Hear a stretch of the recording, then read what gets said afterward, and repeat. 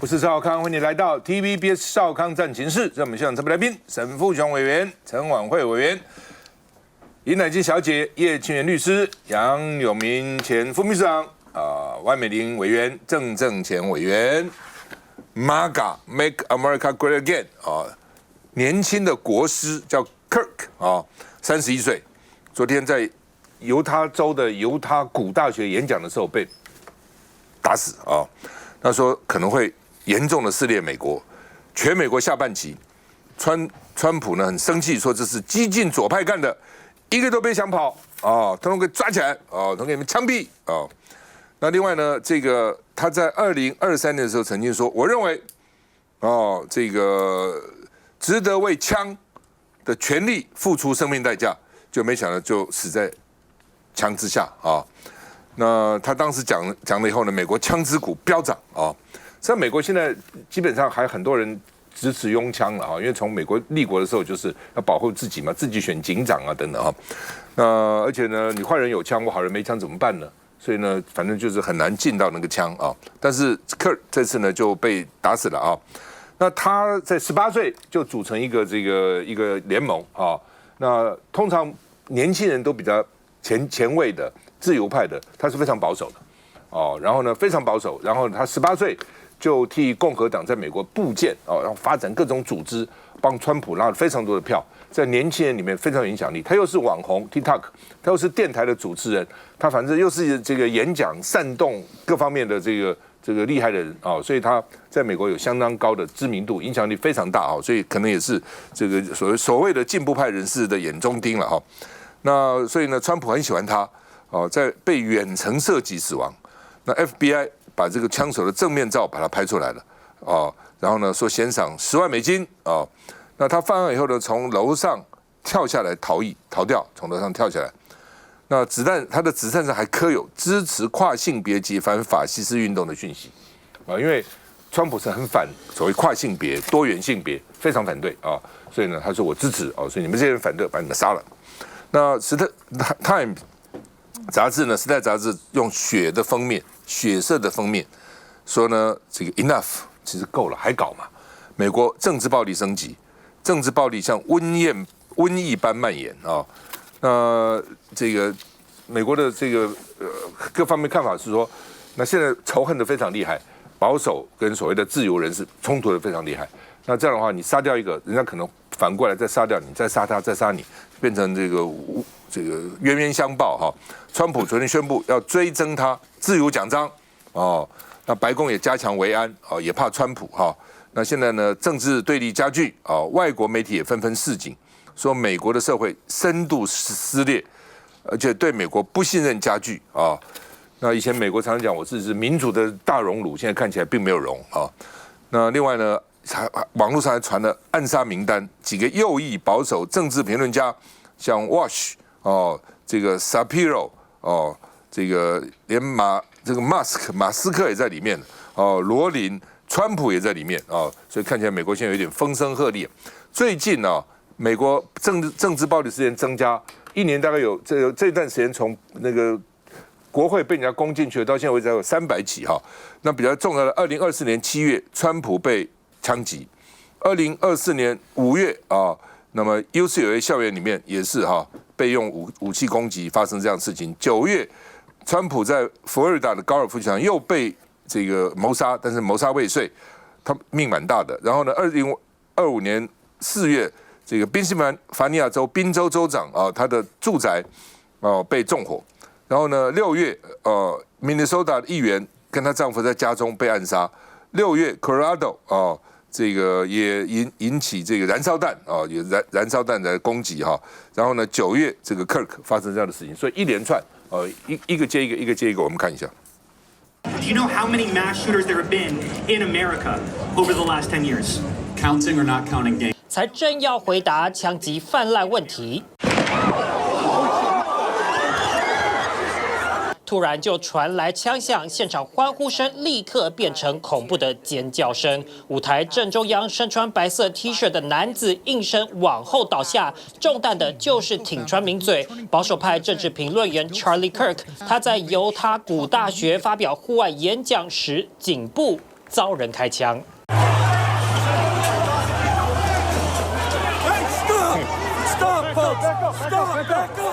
Oh my gosh! 这一声枪响让整个校园瞬间陷入恐慌。Do you have any indication of the shooter's motivation, sir? I have an indication, yeah, but we'll let you know about that later. He's an animal, total animal. And hopefully they'll have him and they'll get him. 川普离开白宫前特别拍影片赞扬柯克是殉道者。He fought for liberty, democracy, justice, and the American people. He's a martyr for truth and freedom. 就连五角大厦911纪念活动上，川普还要给柯克美国平民能够获得的最高荣誉。I'm pleased to announce that I will soon be awarding Charlie Kirk posthumously the Presidential Medal of Freedom. 24年前，美国遭到恐怖攻击；24年后的现在，美国频传政治暗杀事件。专家担心柯克之死可能成为引爆对立仇恨的转捩点。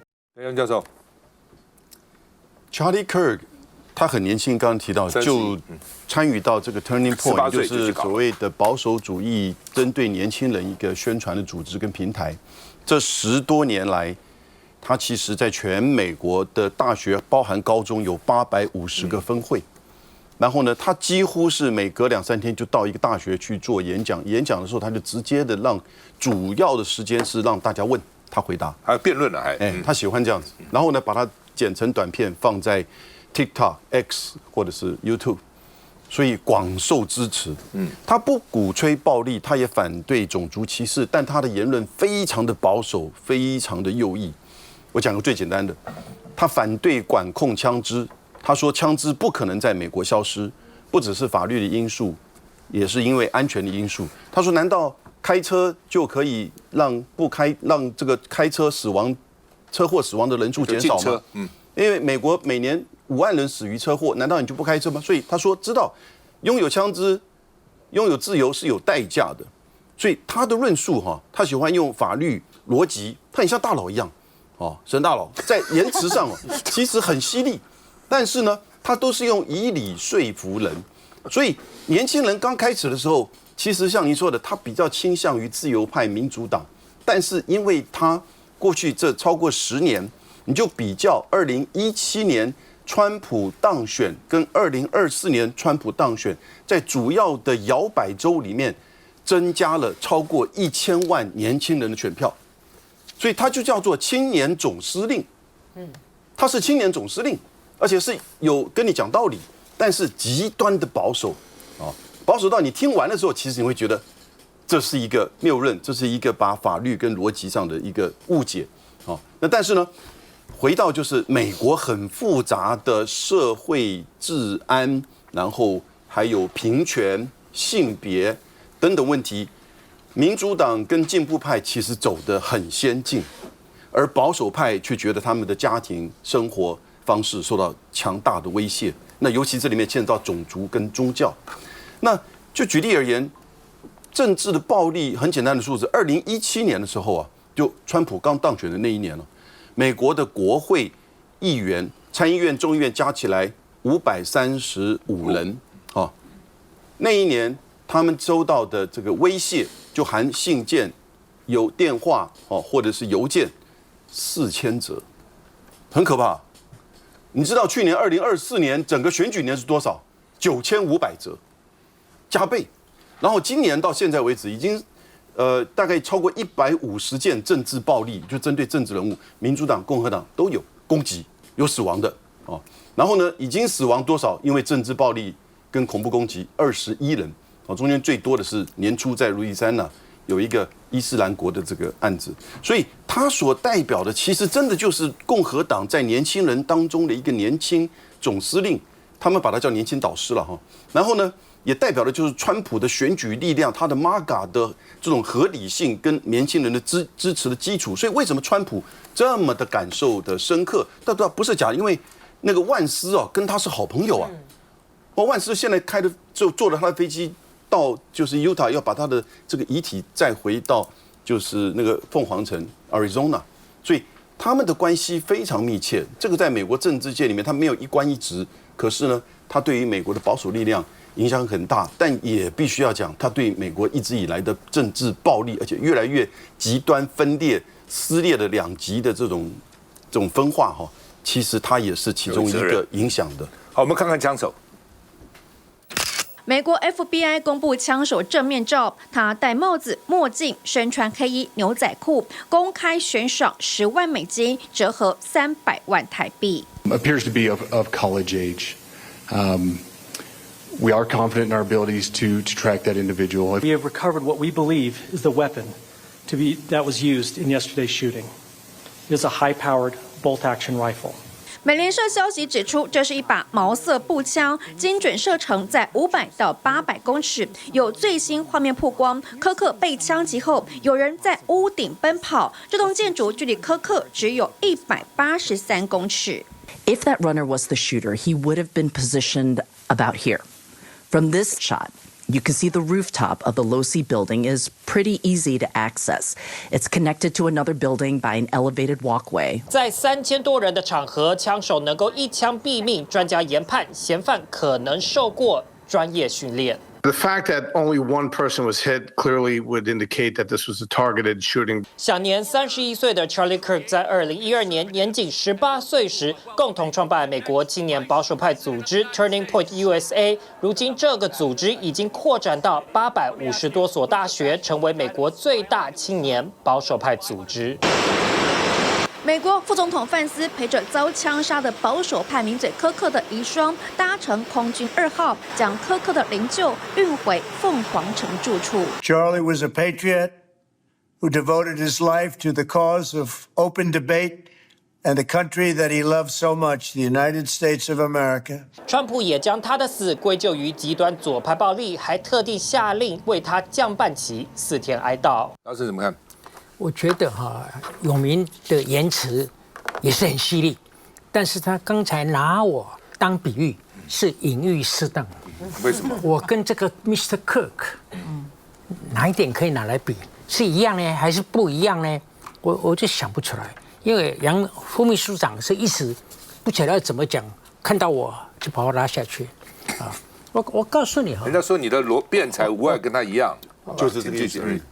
我跟你讲，这家伙很年轻，33岁，但是他会讲、会演啊，会搞群众运动，还有会这个组织啊，什么都会。我们台湾的青鸟啊，最大的一只都比不上他，哦，这是最大的青鸟，很厉害的。所以Vance啊、川普啊都很喜欢他。但是你看老美的所谓右翼啊，我现在渐渐知道说，很多社交场合他都劝你不要讲宗教。翻脸的不要讲 sex， 因为 sex 其实它正常的 sex 其实没有那么严重，现在是 transgender， 还有这个 sex 底下的各种不同的变样太多了，而且虽然那是社群里头很小的一部分人，但是恨很深啊，可以杀人的。所以呢，大家不要说美国有这种恶性循环会传染到很多地方。我跟全国居民同胞保证，台湾不会发生。台湾为什么不会发生呢？台湾不是因为没有武器啊，台湾的黑枪多得很都走私进来的，但是没有派上用场。这些黑枪都在少数，大部分是黑道人的手里，他没有拿来用。他用的时候，这个晚上没人注意的时候，拿到仇家的仓库拿到仇家的办公室就乱射个100枪，然后这么吓对方。即使要杀，也是给他断手断脚，就恐吓他嘛，没有要他的命。请各位告诉我，从过去50年到现在80年好了，我们台湾有哪一个人是因为政治理念不一样而被对方杀掉的？我现在可以想，好像一个也没有。你想，台湾人杀人是因为钱是因为钱或者地盘或者是分赃不公平的时候杀你，这种思想正向，这是用来骗老百姓的，有那么严重吗？根本一点都不严重。但是美国人的右翼就是走火入魔，他们真的认为这个不可原谅，非把你干掉不可。所以呢，我们这个外国人再怎么想都想不通的。所以这种事情在台湾没有办法 repeat。我们台湾人太 gentle、太善良，有枪也派不上用场，而且呢，除非你占了我的钱，占了我的老婆，我不会杀你。来，建宇兄。那个其实大家可能都忘记了，今年6月的时候，这个美国还发另外一起枪击案，那个时候是2个民主党的这个国会议员啊，民主党国会议员跟他的家人被暗杀。好，那个时候也在枪手这边找出了70人的暗杀名单，大概就是都是跟堕胎权啦，好，或者是跟这个支持民主党的人士，好，然后所以现在是反过来，上一次是民主党支持堕胎人权的人被杀，现在是共和党反对堕胎权的人被杀哦。那其实这个其实蛮讽刺的，因为他在跟大学女生辩论的时候，女生就说我有身体的自主权啊，所以我应该可以决定我要不要堕胎。他说那就是杀人，好，生命最重要。可是反过来，当这次被暗杀的人，他在提到说这个拥枪权的时候，他的说法是什么呢？他是说，为了宪法增修条文第2条拥有枪支的权利，每年死一些人也是必要的。好，所以其实很有趣，到底对他来讲，生命权最重要，还是拥枪权最重要？我觉得这个其实是自我逻辑上的矛盾啦。但是其实觉得很遗憾，说当美国他现在已经觉得说我讲理没有办法的时候，我就只好诉诸暴力。那这个其实是一个民主政治的堕落。休息一下再回来。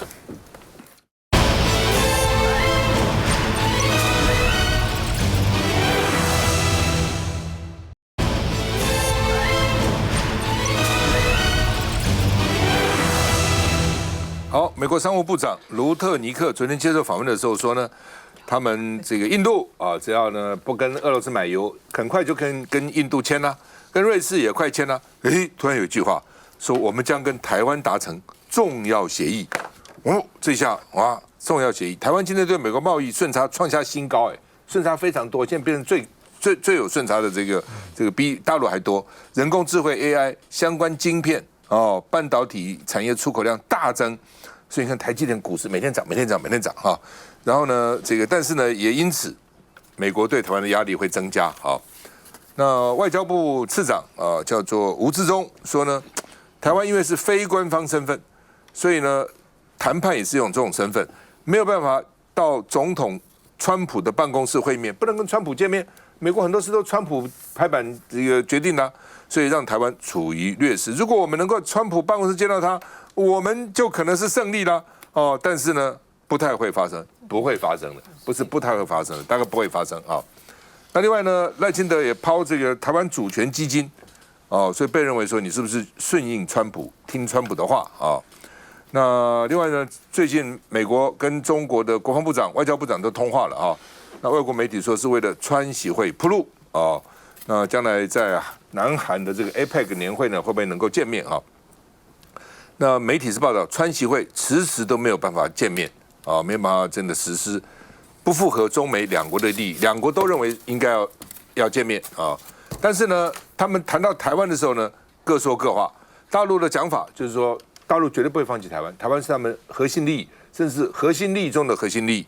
那美国说呢，这个亚洲是美国的利益，所以呢，中国不能影响到美国在亚洲的利益。哦，所以就有人讲说，你美国跟亚洲相距半个地球啊，对不对？那如果说中国说这个太平洋，这个西岸，美国西岸太平洋这个地方划归是我中国的利益，你美国能够忍受吗？但问题是美国享受这个利益很久了哦。那另外呢，这个美国说要给台湾这个10亿美金啊，303亿台币，众院通过国防授权法，虽然有一个共和党议员原来反对的，说台湾跟乌克兰都不应该给他。可是表决还是给了台湾啊。那智库示警说呢，就算给了什么10亿美金，其实美金算什么呢？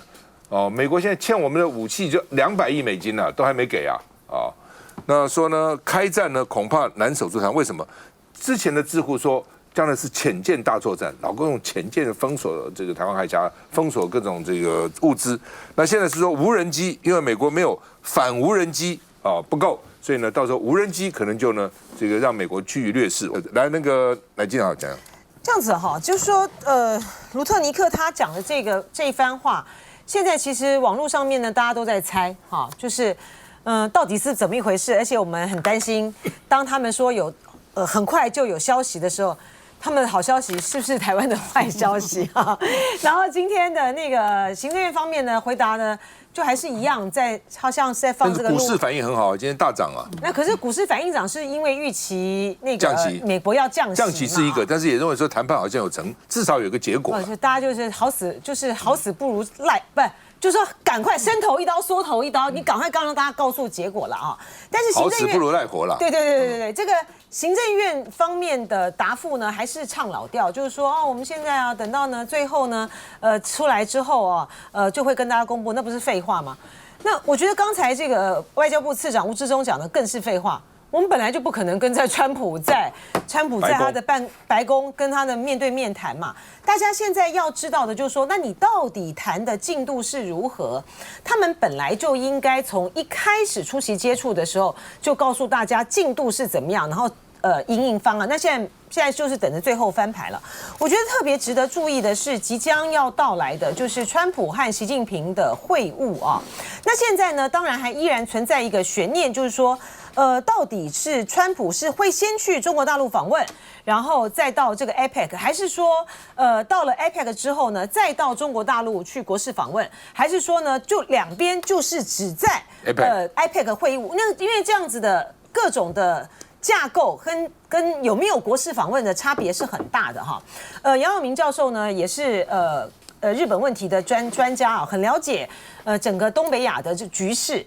如果说川普的亚太行程他是到了中国再到南韩，然后或者是到了南韩再到中国都没有去日本的话那这个是对于日本来讲就是一个很重大的一个外交上面的一个冲击，甚至于是挫败因为就日本的认定来讲的话呢，日本当然是美国在这个第一岛链在亚太地区里面最重要的一个盟国。可是因为日本呢，它现在呢面临到他们自己总裁选举说首相选举的总裁选举。